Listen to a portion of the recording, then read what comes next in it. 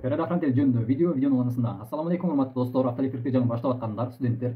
Бүгүн предохранитель жөнүндө кыска видео даярдадым.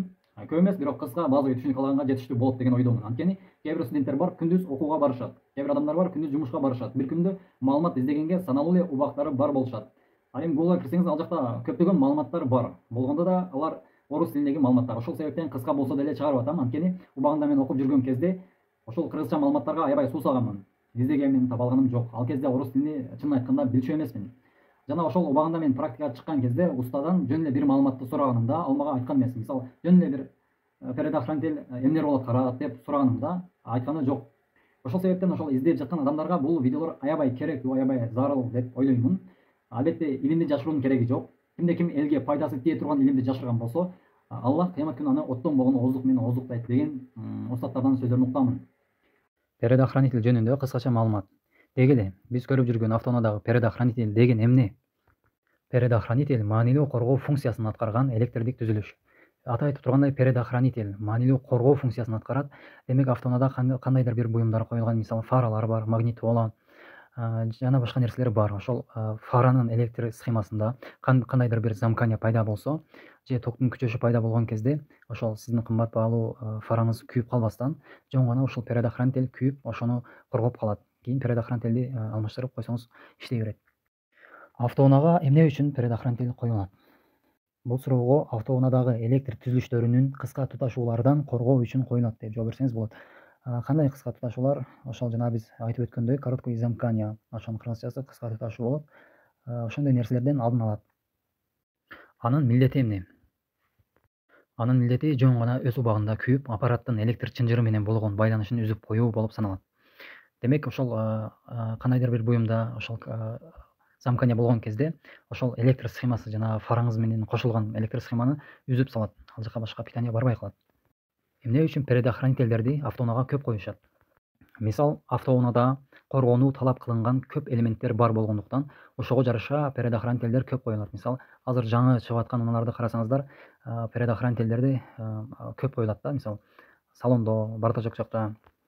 Ал эми ошондой эле автоунаада көп элементтер бар. Мисалы, ар бириге предохранитель койсо, ар жерде болуп калат да. Ошону тейлөөнү жеңилдетүү үчүн аларды атайын блокторго орнотушат. Мисалы, блок предохранители деп издесеңиздер Google'дан чыгат да. Ал блоктор кайсыл жерде жайгашат? Ирети менен карайбыз. Биринчи капоттун астында болот.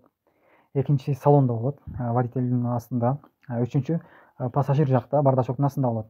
Төртүнчү багажда, бешинчи сиденьялардын артында болот, кээ бирки BMW унааларында. Ошондой эле предохранительдердин төмөнкүдөй размерлери бар. Мини, стандарт, макси болуп бөлүнөт. Ошондой эле предохранительдер, мисалы, кайсыл предохранитель канча ампер экенин оңой табуу үчүн завод аларды түрдүү түстөргө боеп чыгарышат да. Мисалы, көп жылдан бери, көп күндөн бери колдонулган предохранительдердин жана ампераждары көрүнбөй деле калат кээ биринеси. Ошону мындай түсү менен карап эле канча ампер экенин билүүгө болот. Бул жакта ошол амперлери менен жана түстөрү менен картинка турат. Эгер кимге керек болсо ошону жазып жаттап алса жакшы болот. Эми предохранительдерди кантип текшерүүгө болот деген суроо. Муну көп байкасаңыздар, жөнөкөй светодиодный контролька менен текшеришет. Бул контролькалар 150 сомдон 300 сомго чейин баада турат.